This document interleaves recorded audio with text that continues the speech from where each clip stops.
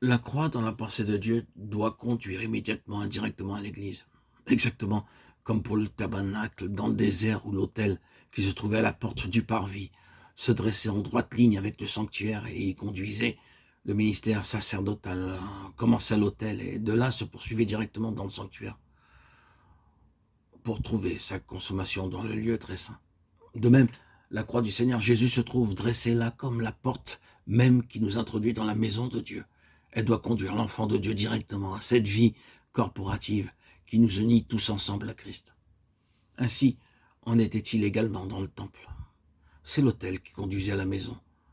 Lors de la reconstruction de l'édifice par le reste rentré de la captivité, la première action consista à rétablir l'autel, son emplacement qui était le sien.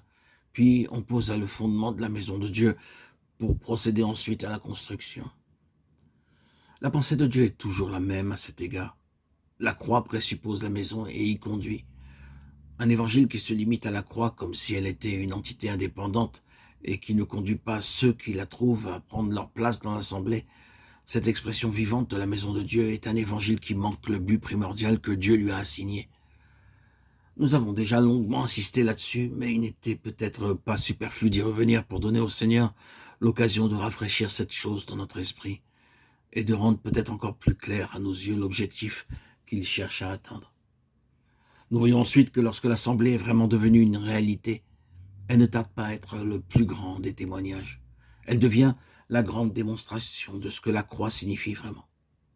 L'Assemblée, en effet, donne son vrai relief à tout ce que la croix a impliqué. Elle y réalise pratiquement tout ce que la croix augurait. Quand Dieu annonce la bonne nouvelle, il ne se contente pas de paroles seulement. La prédication de l'Évangile ne se borne pas à l'énoncé de certaines vérités. L'expression vivante et pratique de ces vérités dans un corps constitué fait partie intégrante de la prédication. Autrement, l'Évangile aurait pu être annoncé par des anges. N'importe qui pourrait le prêcher. Le Seigneur a donné une révélation de lui-même et a rendu cette révélation solidaire d'un peuple qui en est la vivante représentation. Voilà la fonction. Voilà la nature de l'Assemblée. La croix et l'Assemblée, liées comme elles le sont l'une à l'autre par tout ce qu'elles signifient ensemble dans la pensée de Dieu, expliquent la lutte qui s'ensuit. Cet apparentement suffit à lui seul pour engendrer le conflit. Il se déclare de lui-même. L'Assemblée personnifiant en quelque sorte le sens profond de la croix est l'occasion de la bataille. Et là où l'on a vraiment saisi la signification réelle de la croix pour l'exprimer ensuite sous une forme pratique et collective, là le conflit se manifeste sous sa forme la plus intense et la plus persistante. En d'autres termes, on ne sait vraiment ce que c'est que la lutte spirituelle que dans la mesure où le sens profond de la croix a pu prendre corps et s'exprimer sous une forme vivante et collective. Plus il y a une compréhension vivante de la croix, plus la pensée de Dieu pour l'Assemblée se trouve exprimée dans la vie pratique.